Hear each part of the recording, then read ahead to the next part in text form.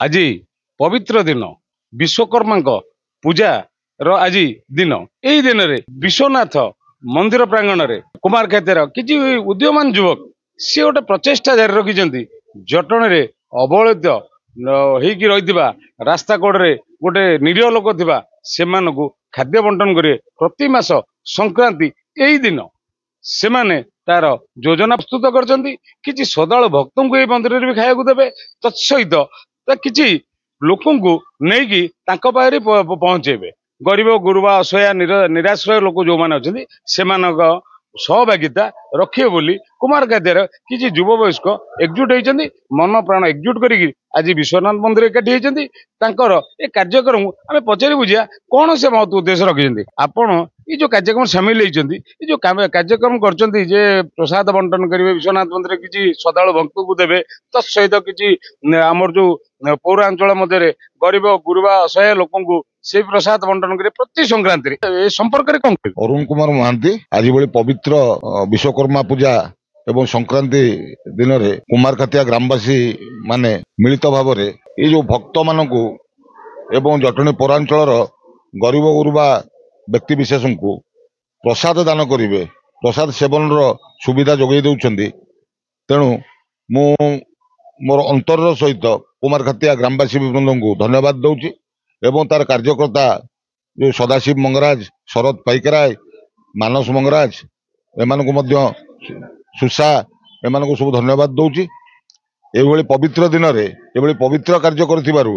बाबा विश्वनाथ पाखे ये प्रसाद सेवन व्यवस्था कर गरीब गुरुबा को बांटुवर आहरी हृदय मुझे धन्यवाद दूची धन्यवाद दे मु आज भी ये माने प्रतिश्रुति दूची आसंता प्रत्येक मसरे से जो कार्यक्रम रखिंट प्रसाद सेवन मोर किसी सहयोगिता रखा प्रतिश्रुति दे गोटे बढ़िया जिनस कहले ये जेहेतु समाज को सहयोग करने असहाय निराशय निष्पेषित लोक जे मुख्य जिनस मनुष्य जीवन में बंचा जिनस हूँ प्रथम खाद्य तापर वस्त्र तापर अन्य किसी से भाई आज महान पवित्र दिन में महान कार्यक्रम आरंभ कर खाद्य प्रति मासरे प्रति संक्रांति बंटन करने निश्चित आम सहित अच्छा आउ जड़े युव सुलभ सी कौन कह महान कार्य कले अत्युक्ति हे ना बाबा विश्वनाथ सेवा संघ द्वारा विशेषकर जो आवाहक अच्छा मानस मंगराज हृदय धन्यवाद जनाऊँ से जो असहाय लोक एवं विशेष गरीब लोक मान आज संक्रांति उपलक्षे विश्वकर्मा पूजा उपलक्षे लोक मान जो खाद्य बंटन करुँचा माने स्वागत योग्य एवं एभली कार्य करने दरकार हृदय अशेष धन्यवाद दूची आम सहित किसी महिला भी अच्छा ये जो गोटे महान कार्यक्रम सी भी सामिल होती कौन कहे आमर विश्वकर्मा पूजा आज संक्रांति बहुत बढ़िया होची आमर गुरुजी आमको एकजुट कर मानस मंगराज आमको एकाठी कर गरीब गुरुआ को बांटिया को बहुत बढ़िया लगुच सब जिनस करने कि महिला एकजुट हो जाए हेल्प कर तमें कौन कह मु पूजा पृष्टि मानस मंगराज आम कुमार खातिर जो यहाँ कर सब संक्रांति रे सब मासर गरीब गुरुआ को किसी आम खाद्य बंटन करने बहुत बहुत कृतज्ञता धन्यवाद दूची तो यही जिनस आम सब मसरे भी माने करूँ गरीब गुरुआ किसी साहाय्य करूँ आम मैंने किसी भी महिला माने एकजुट हो भाई माने भी किसी माने अच्छा समस्ते आमको बहुत साहाय्य कर जिनस करके बहुत खुशी लगुच बहुत बढ़िया प्रयास कर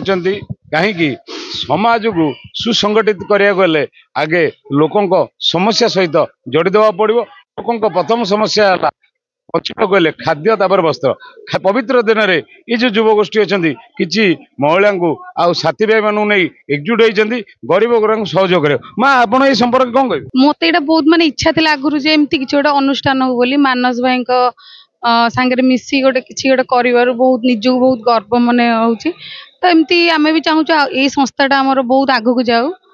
तो बहुत भी खुशी लगुच गरीब लोक किसी खाइबा को भी दे पारू किसी भी माने साहाय्य करूँ बस ये जो मानस मंगराज उदयमान युवक सी आम पाखे गोटे कथा रखुला आम प्रति मासरे 200 जनक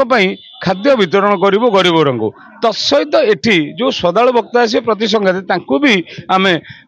प्रसाद सुबंदोबस्त करुँ ए समय कौन कह हाँ सेटा आम गोटे